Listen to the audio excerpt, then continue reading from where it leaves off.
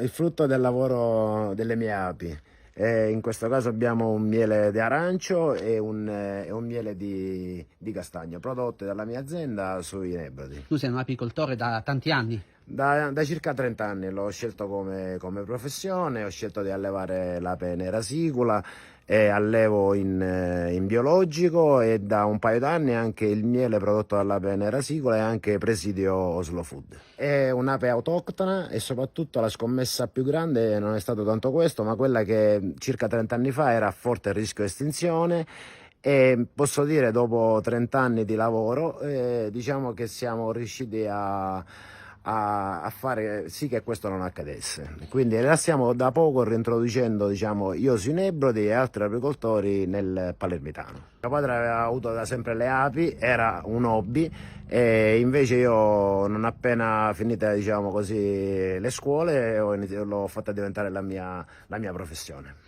Qui dentro troviamo qualcosa di speciale, ce lo mostri? Andiamo? Andiamo. Allora amici, fateci sapere intanto da dove ci state guardando e noi vi stiamo portando a vedere da vicino cosa? L'ape nera sicula.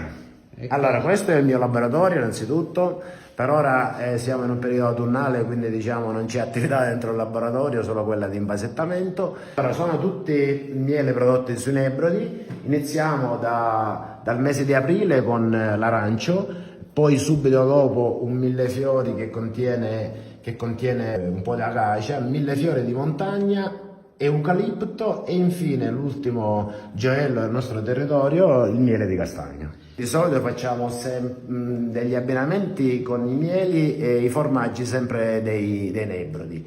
E in questi abbinamenti diciamo che prendiamo i mieli più delicati come l'arancio, il millefiori con abbinamenti con formaggi freschi, quindi come può essere ricotta o primo sale, e per finire poi alla fine con il castagno che viene, essendo che ha un sapore amaro e molto robusto, lo andiamo a abbinare con dei formaggi stagionati molto forti di sapore. Questo fine settimana ci sarà la Sagra delle Castagne, penso sia arrivata alla 26esima edizione, e fra, diciamo così, le degustazioni che potete fare come le castagne, pasta con le castagne, dolci a base di castagne e quant'altro, faremo, come detto prima, anche un abbinamento di miele e formaggi dei Nebrodi. E questa è l'arnia didattica che ci permette di vedere dal vivo e da vicino l'ape nera sicula. Subito appare il colore scuro di quest'ape rispetto a quella tradizionale. Sì, beh, quello è il motivo che si chiama ape nera, e comunque oltre al colore diciamo che ha tante altre caratteristiche che la distinguono con le altre api. C'è tanta passione, tanto amore per questo lavoro. Sì, tantissimo, perché ultimamente sta sempre diventando sempre più difficile fare l'apicoltore, quindi io dico, se non c'è quantomeno la passione diventa molto complicato.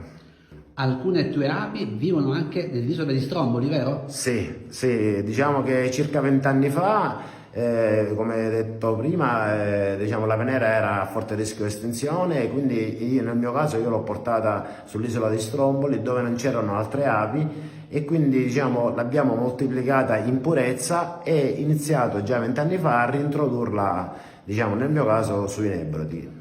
L'invito ai giovani è quello di magari di intraprendere, se c'è la passione, questo mestiere?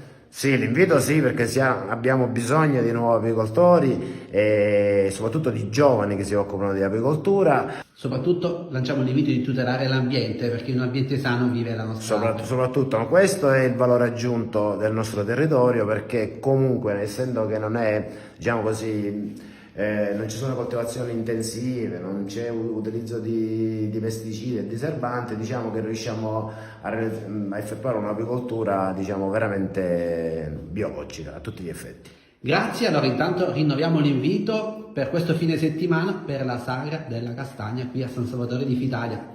Buona serata. Ciao a tutti!